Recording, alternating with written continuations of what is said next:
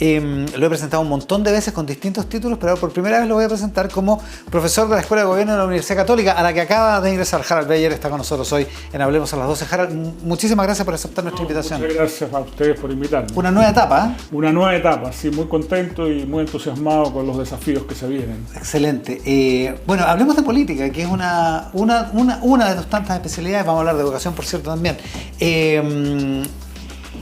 Distintas encuestas, he visto 4 esta semana, incluyendo la del Centro de Estudios Públicos, y la popularidad, la aprobación del presidente tiende a bajar en el último mes, pero se mantiene en torno entre el 25 y el 30%, dependiendo de cada una de las encuestas. El gobierno es al mismo tiempo protagonista de su propia acción en cuestiones que no le corresponden o que no dependen de él, como lo de Venezuela, por ejemplo. ¿Cómo ves la acción del gobierno en el ámbito internacional con lo de Venezuela, en la política interna, en el manejo de cosas que son pasan aquí o fuera de la frontera, impactan en la política interna? Yo creo que el gobierno llegó con un proyecto político que estaba muy mal armado. Y eso le ha pasado la cuenta durante toda su gestión. ¿Estaba mal armado de antes de asumir? ¿Ya? Claro, era muy poco profundo, muy poco estudiado, muy poco analizado de cuáles eran las opciones que tenía. Y eso indudablemente que hizo que su rodaje fuese extraordinariamente lento y que estuviese un poco desacomodado con las tendencias que se observaban en la población. ¿Proyecto político es igual a programa? Claro, un programa, ¿no es cierto? Entonces se ha demorado mucho demoró mucho en plantear sus iniciativas y muchas de las cuales las tuvo que abandonar porque no fue capaz de articular un proyecto convincente para la población. O sea, es un problema del origen, no de la coyuntura. Yo creo que es del origen, sí. Y tiene mucho que ver, creo yo, con cómo nace este movimiento político, con la forma en que se aproxima y cómo están influidos intelectualmente, donde de alguna manera, ¿no es cierto?, su misión era generar conflicto para a través del conflicto generar cambio. Ya. Pero una vez que uno genera o tiene la posibilidad de generar los cambios, tiene que tener muy articulado un proyecto, ¿no es cierto?, para llevarlo adelante y producir lo que de alguna forma prometieron. Y eso como que no se les dio. Esta idea de que llegaron al poder antes de tiempo. Tal vez no maduraron suficiente su agenda, no lo sé, digamos, no sé, claro, hoy día uno lo puede decir ex post, pero yo creo que, si tú me preguntaras a mí, yo creo que no lograron madurar muy bien su agenda de transformaciones y quedaron entonces con un pie cojo y además, al no tener mayorías y no tener un proyecto donde pudiesen convencer a la población, no tenían mayorías electorales, digamos, en el Congreso, ¿no es cierto? Se les trabó mucho y después han ido un poco experimentando en función de las coyunturas. Ahí sí, vadeando, digamos, claro, las mareas. Creo que eso es un poquito, sobre todo que el anuncio o la voluntad era una voluntad refundacional, que tiene que tener un significado, que tiene que tener una agenda muy concreta al final del día, digamos. No basta con vamos a refundar qué, exacto, y con qué nuevo resultado, claro. Y cómo, y qué es lo que vamos a hacer. Entonces yo creo que... Y eso no estaba claro en él. Yo creo que no estaba muy claro. Y eso se notó demasiado. Porque, para decirlo a la bruta, ¿no sabían para qué gobernar? No, yo creo que tenían una idea, pero al final el debate es muy concreto, es de políticas específicas y esas políticas específicas no se habían de alguna forma desarrollado suficientemente y por lo tanto han tenido de alguna forma que ir equilibrando en función de aspectos coyunturales, ¿no es cierto?, y de situaciones que de alguna forma fueron inesperadas, como el resurgimiento de la delincuencia, de la violencia, ¿no es cierto?, que de alguna manera ha marcado mucho su gobierno, porque están en dos ejes, por así decirlo, que son incómodos para una coalición de izquierda, digamos, ¿no es cierto?, para el Frente Amplio, que es seguridad ciudadana, y también crecientemente crecimiento económico. Claro. Que no les son naturales, no les son instintivos. Digamos, claro, no estaban planteados en su programa de gobierno ni en su concepción política. Entonces eso ha sido bastante complejo de administrar para ellos. Un poco de política ficción. Si esto pasa porque el programa de gobierno fue un poco... esta frase mía, no estoy atribuyéndola a ti, un poco hecho la rápida porque ganaron una primaria. Porque fue una primaria que no esperaban ganar y la ganaron. El Frente Amplio. Si hubiera ganado Delgado esa primaria, ¿ese programa del Partido Comunista hubiera tenido los mismos problemas? Yo creo que sí. ¿Por qué? Yo creo que sí. Porque si uno mira programáticamente, en las democracias y sobre todo en los regímenes presidenciales, el presidente tiene que ser muy activo y convencer a la población y llevar adelante una agenda donde se sostenga claramente, estas son las cosas que quiero hacer por estas razones, y convencer a la opinión pública. Porque el régimen presidencial tiene dos fuentes de legitimidad, el presidente pero también el Congreso. ¿No? Esta doble fuente de legitimidad siempre en general genera conflicto y es muy difícil coordinarlo. Y una forma en la que tiene el presidente de coordinar es tener una agenda muy concreta, muy específica, que convenza a la opinión pública de que ese es el camino que hay que hacer. Y si uno mira, creo que ni Daniel Jadwe ni el presidente Boric tenían eso conceptualmente bien armado. O sea, les hubiera pasado lo mismo. Yo creo que no habría sido muy distinto. Ahora, dicho eso, ¿qué dice eso del estado en que está la derecha, digamos? Porque con un gobierno que tiene estas dificultades que tú describes, la derecha o la oposición, cualquier oposición podría aprovechar el momento, pero no parece estar ocurriendo. Claro, es que yo personalmente creo que en este momento de falta de liderazgo político, de vaciamiento del centro, la derecha tiene una oportunidad de construir una agenda de largo plazo que le permita hacer una suerte de nueva concertación. Cuando digo nueva, que se imagina un escenario de 12 o 20 años gobernando. En ese sentido, ya. Pero para eso tiene que construir un proyecto de largo plazo, ¿no es cierto?, que invite a la población a sumarse a ese proyecto. Y no la veo activa en eso. La veo muy de nuevo atrapada por la coyuntura, por la discusión de corto plazo, y no levantando un poco la mirada y diciendo, mira, yo tengo esta oportunidad, atendido el vaciamiento del centro político, para construir este proyecto e invitarlo. Y eso demora tiempo, hay que hacerlo desde ya.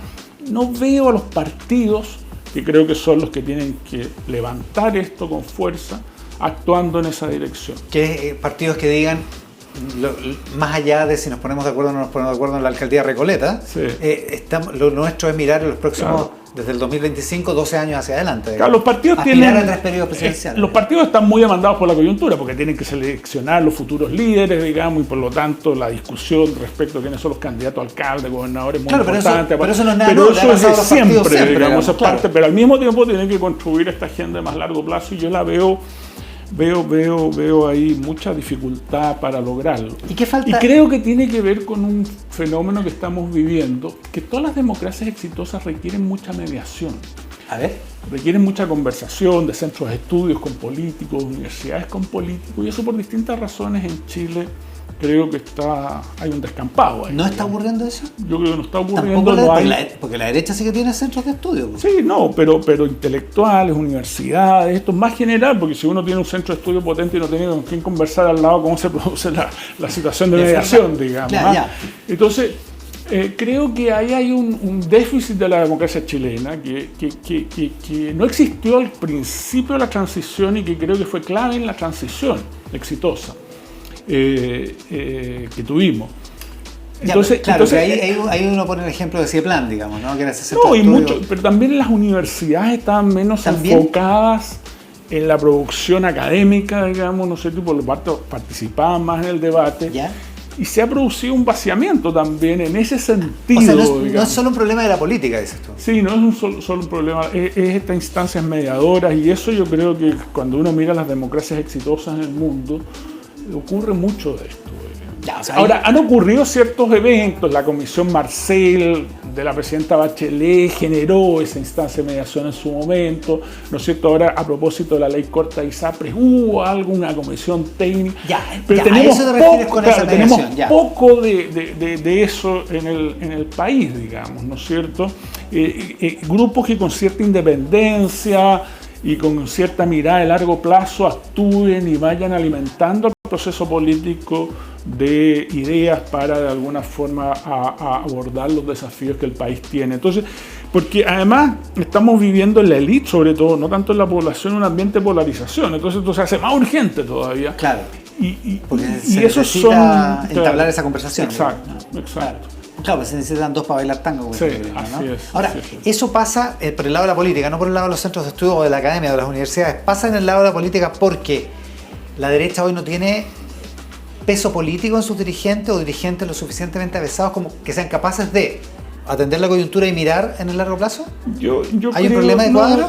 Yo creo que hay en general un vacío de liderazgo que es transversal en el país, digamos.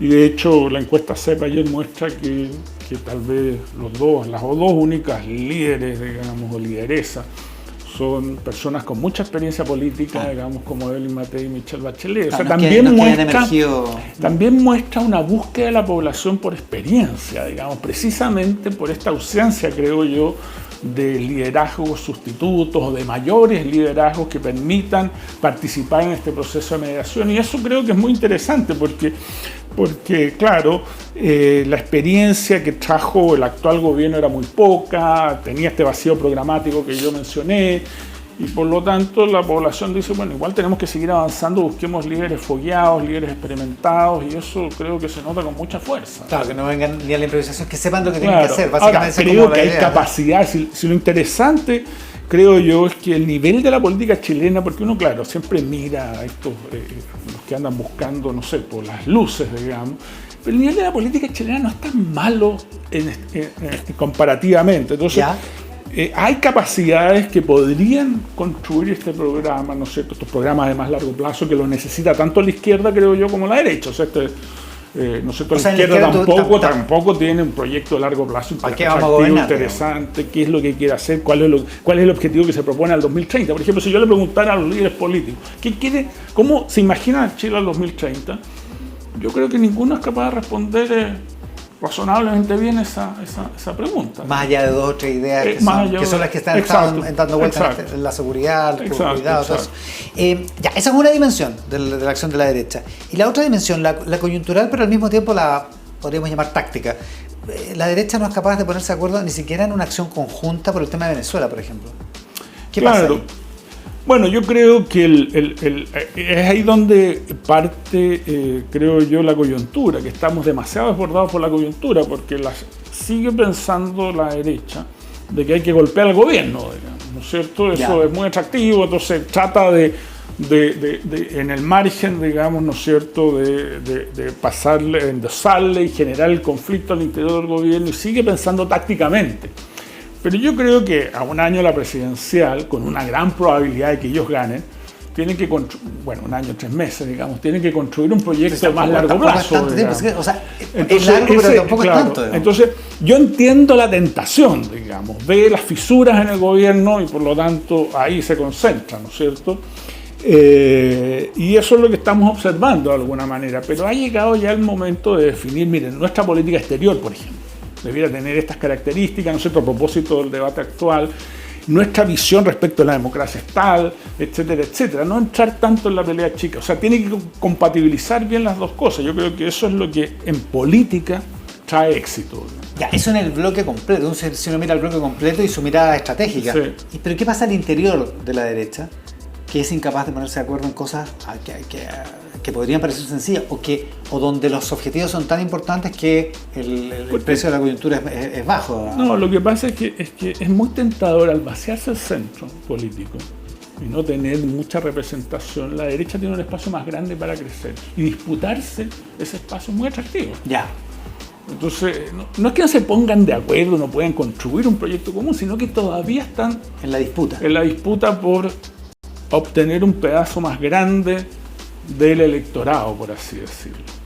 Y esas son las condiciones las que han provocado los incentivos para que eso ocurra. El momento político de una izquierda que está muy complicada, con un centro que hoy día no tiene una representación fuerte, entonces la derecha ve un espacio grande político. Y claro, la disputa por ese espacio es todavía muy atractivo. Vamos a seguir hablando de la derecha y quiero que hablemos de la derecha liberal y cuál es su espacio a propósito del vaciamiento del centro. Pero déjame devolverme un segundo antes de ir al corte. Si el gobierno está en las condiciones en las que está desde su punto de partida o desde antes de partir, en tu opinión, Harald, ¿qué se puede esperar o qué le queda al gobierno en los 2 años y algo que le quedan de administración? O sea, mi impresión es que podría lograr un acuerdo provisional después de las elecciones municipales, ¿no es cierto? Y eso ya sería una gran contribución. Creo que si logra asignar cuotas en el litio, por ejemplo, ¿no es cierto?, para que se explote y hay interés, como manifiesta el gobierno, de empresas privadas y que eso se integre, ahí ya tiene 2 elementos interesantes. Ya. Creo que la posición que ha ido perfilando el presidente Boric en materia de derechos humanos, en materia de política internacional a propósito de Venezuela, creo que lo ha fortalecido y le da una proyección de futuro. Entonces creo que hay posibilidades de construir, a pesar de que hay algunas cosas que le permitan decir, mire, nosotros no estábamos muertos, sino que andábamos de parranda. A lo mejor la tasa de comparación, o la barra de comparación es muy baja, pero pensiones, litio, legado internacional o política internacional no se ve tan malo. No se ve tan malo, por eso que yo creo que hay que... O sea, para la izquierda, no soy yo quien para dar consejos a ningún sector político, pero tiene que perseverar en estos proyectos. Ahora, como están en minoría, tiene que conceder hasta que les duela, digamos, y esto es una recomendación que se le hace a todos los presidentes de todas partes del mundo, digamos, los regímenes presidenciales. Y creo que todavía el gobierno no ha sido capaz de reconocer esa realidad y por lo tanto está dificultando un acuerdo en materia de pensiones. Por ejemplo. Claro. Ahora, ha cedido harto, o sea, se parece bien poco a su idea original. Digamos, se parece poco, pero todavía hay elementos donde se insisten asuntos que además son muy inciertos, como la separación de la industria, que no sé lo que podría producir eso. Ahora, en ese mismo sentido, y ahora sí que nos vamos al corte, pero hay algunos de la derecha que piensan, ¿para qué darle a Boric o a la izquierda el mérito de hacer una reforma de pensiones cuando podemos dejarlo para más adelante? ¿Tú piensas que esa idea es correcta? Me parece que es muy difícil en las condiciones actuales, y mientras no haya una reforma electoral, pensar de que no va a estar fragmentado el Congreso en el próximo periodo, y por lo tanto no es evidente que la derecha después pueda legislar en esta materia. Ya, o sea, ¿es mejor cerrarlo ahora? Claro, yo creo que es mejor cerrarlo ahora. Yo entiendo que no le conviene a la derecha, a la oposición, por cálculos electorales, cerrarlo antes de la municipal, pero después de la municipal hay un espacio para producir un acuerdo. Antes que empecemos con el otro mambo. Exacto. Estamos con Harold Bayer hoy en T13 en vivo. Hablemos a las 12.